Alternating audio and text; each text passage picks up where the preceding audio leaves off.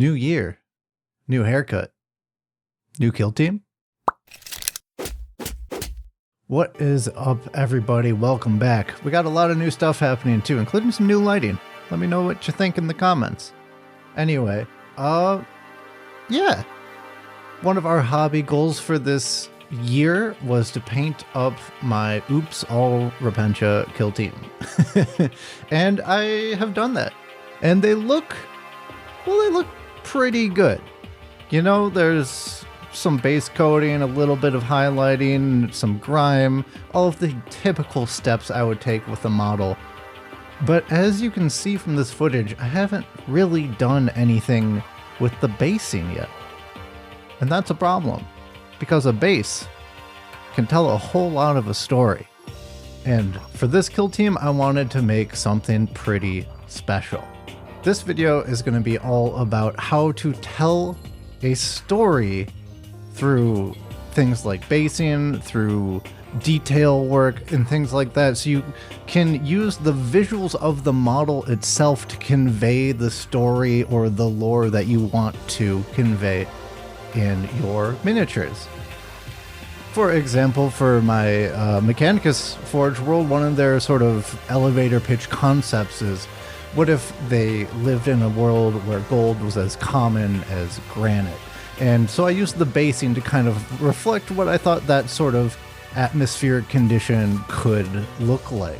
It's not a super complicated project or concept to pull off, but I think it gives the models a pretty unique look on the tabletop. For these Sisters of Battle, the story I wanted to tell was a little bit different.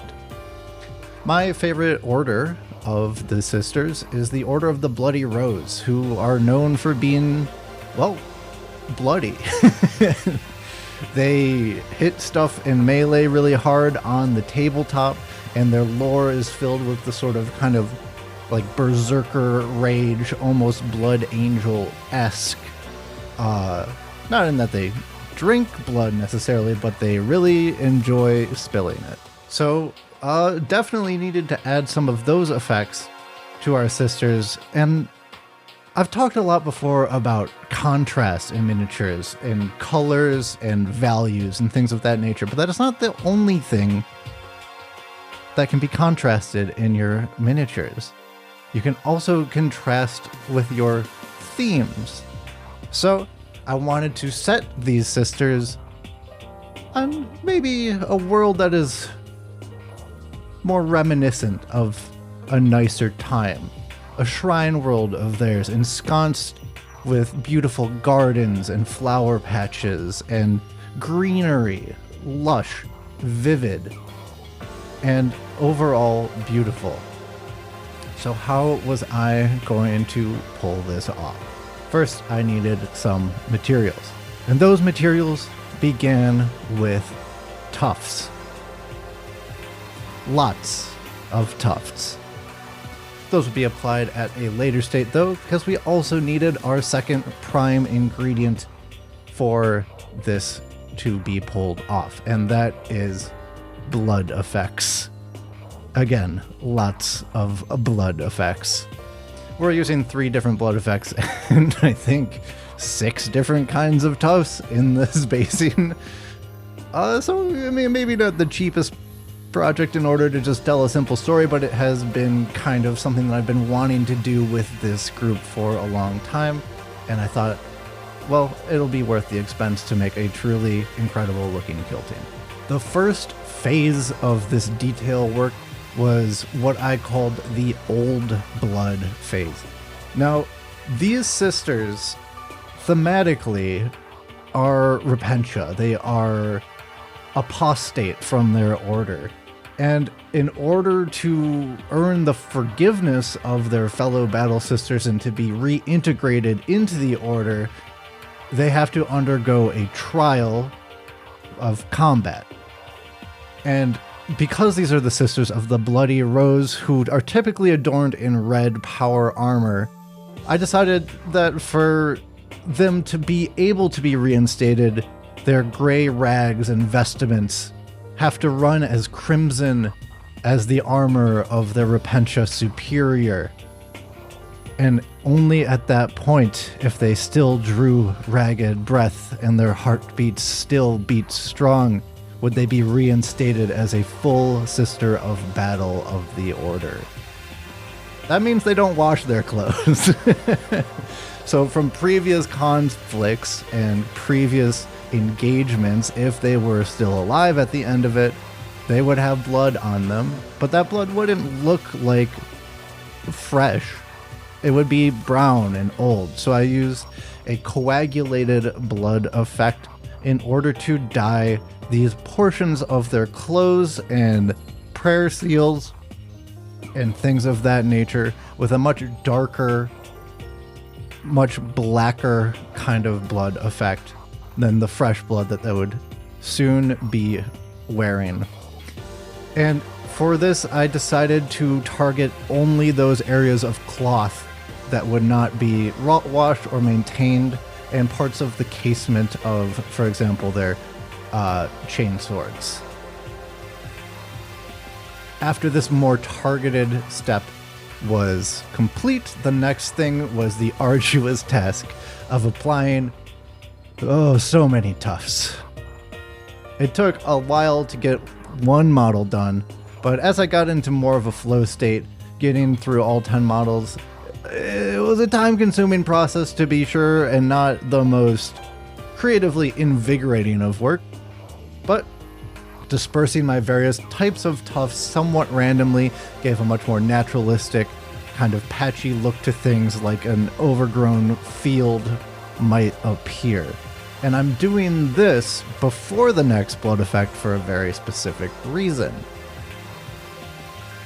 The next phase, I guess, if the Tufts were phase 2, I don't have a name for that one, this would be the new blood phase, in which I adorned these sisters with the viscera of their current excursion.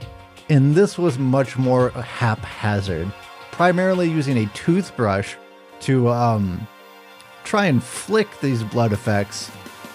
It was a little bit tough at first. I couldn't quite figure out what other YouTubers made look so easy to spray blood on things. It was kind of hard to hit my target.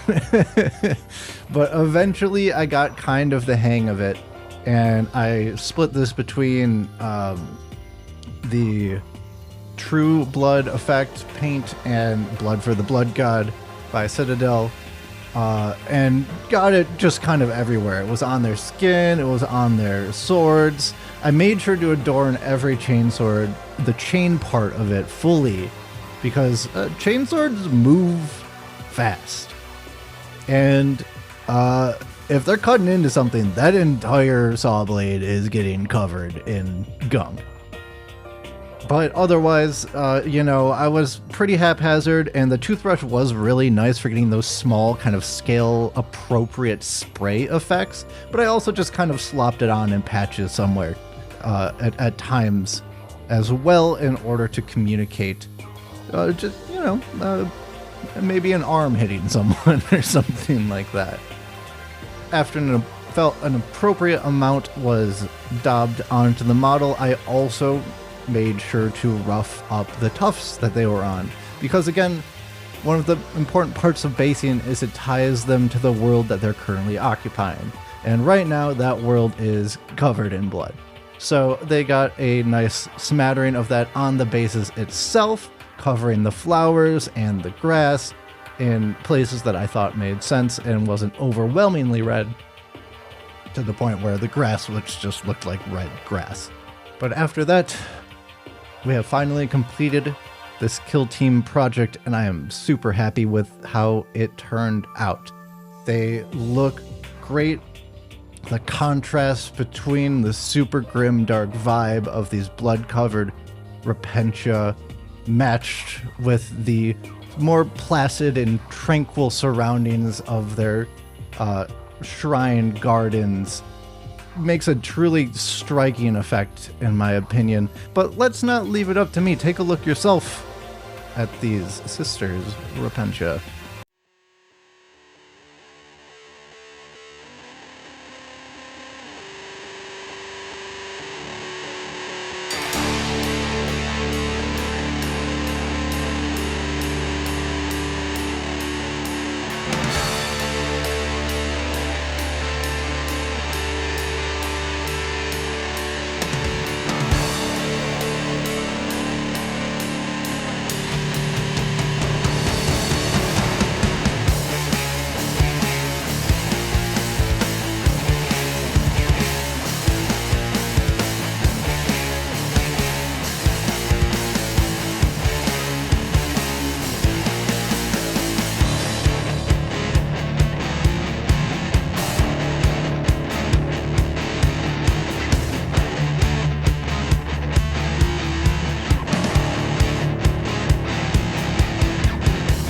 Well, that just about does it for this video. I hope you enjoyed it very much.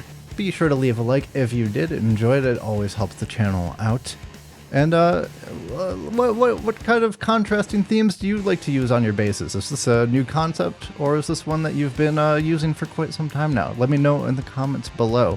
And as always, stay subscribed for more painting tips, kit bashing, a little bit of lore, and some new things on the horizon as well. Peace!